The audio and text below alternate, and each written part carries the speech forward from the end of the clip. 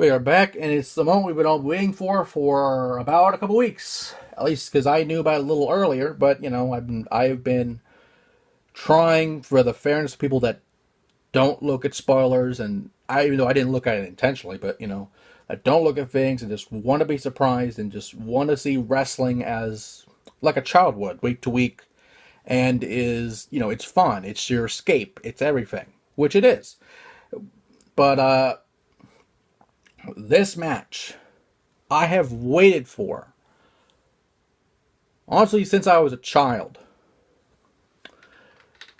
And I've heard great things about it, and it's about damn time it's happened. For those who are unfamiliar with the War Games concept, it was, back in the day of the NWA, in WCW, and eventually what became WCW as well, under the Jim Crockett Promotions umbrella.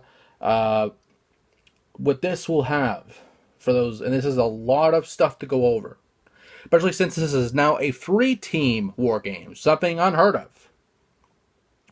The most common, and that's I don't want to say common, but the more watered down, and even though it's not watered down, especially with the last part of it, is TNA's version of War Games, the Lethal Lockdown. It's basically the same concept, except this is, War Games is the OG. War Games is the original. And if anything, you look at War Games, you look at what WCW did with that, and the NWA, for that matter, did with that. The Elimination Chamber, in a way, was WWE's answer to War Games, even though WCW was dead at that point. But people wanted War Games, and I'm like, well, you want War Games? This is probably better than War Games, and in a way it kind of is, and in a way it kind of isn't. But, it's WWE compromising at that point, because you're obviously not going to have 2 rings and like a fucking giant Hell in a Cell around it. But, it is what it is. But as far as this match is before, normally in this match, 2 teams, or it was the 4 Horsemen back in the day, or Hogan and his fucking friends, or the fucking Dungeon of Doom, or whatever combination you think of. 2 teams of 4, sometimes 2 teams of 5, sometimes 4 on 5. It depended on the situation, really. And those 2 teams would be alternating somewhat. What I mean by that is there is a cage surrounding 2 rings. So basically, for the modern fan, imagine if a Hell in a Cell was big enough for 2 rings to fit inside of it.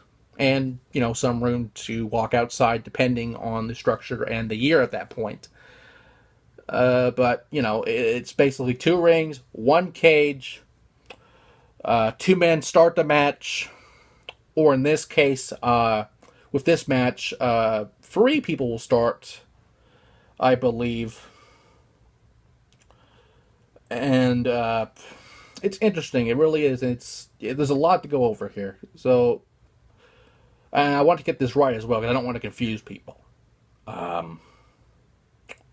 Again, 2 people would start the match normally, and there would be a coin flip during the first interval, in a way, because you can't win the match until everybody is in the match. So a coin flip would happen, and whoever won the coin toss, a member of their team would go in, and you'd have a 1-man advantage. And the next interval, the other person's team would come in to make the save. But you would always have that 1-man advantage until the final man is in. And at that point, it is the match beyond, where you have to win by... It depends. Sometimes it was knockout or submission. Sometimes it was just knockout. Sometimes it was just submission. Sometimes it was pinfall. Again, Lethal Lockdown does a simpler version of this, except the top of the cage with fucking weapons, which never happened in War Games, but at the same time, it's a more modern War Games in a way. And I hate saying that with TNA, but that's the one thing I will give them credit for, is fucking Lethal Lockdown. It's fucking great.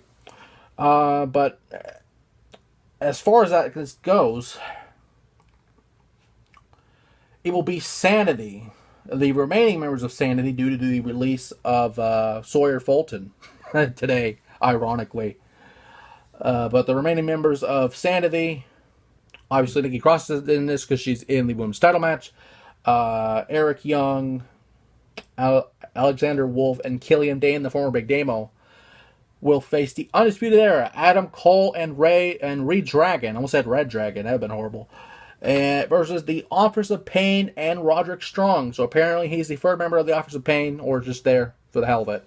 But what I say by WarGames, now the dynamic of that is different. Because now,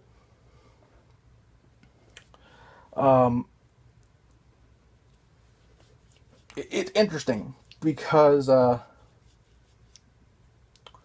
instead of the one-man advantage,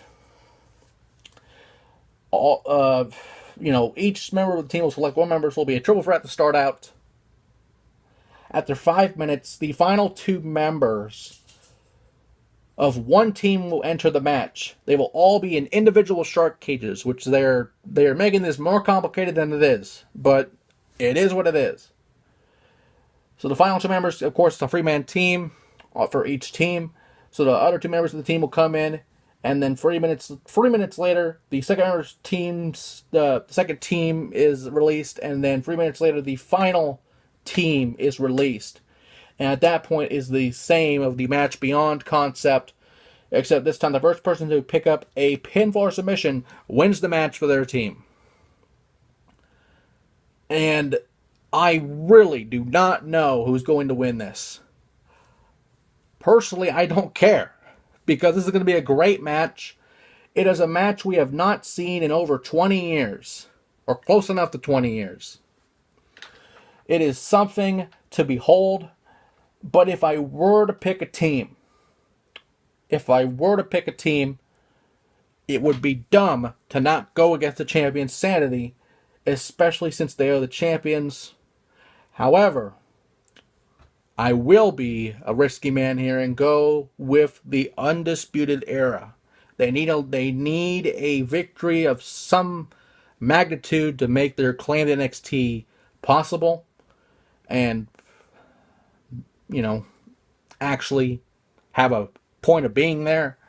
So I will go with the Undisputed Era, but I will not be surprised if either of the other teams win. And with that, NXT Takeover WarGames, or NXT WarGames, I guess it's just called now. Not NXT Takeover WarGames, just NXT WarGames. Or maybe it's both, I don't know. All I do know is this is going to be a great card, and there's probably going to be more matches. Maybe. There's still a week or two to go before the thing happens. But if anything else happens, we will let you know. It is a great match, and it is a great day to be a wrestling fan.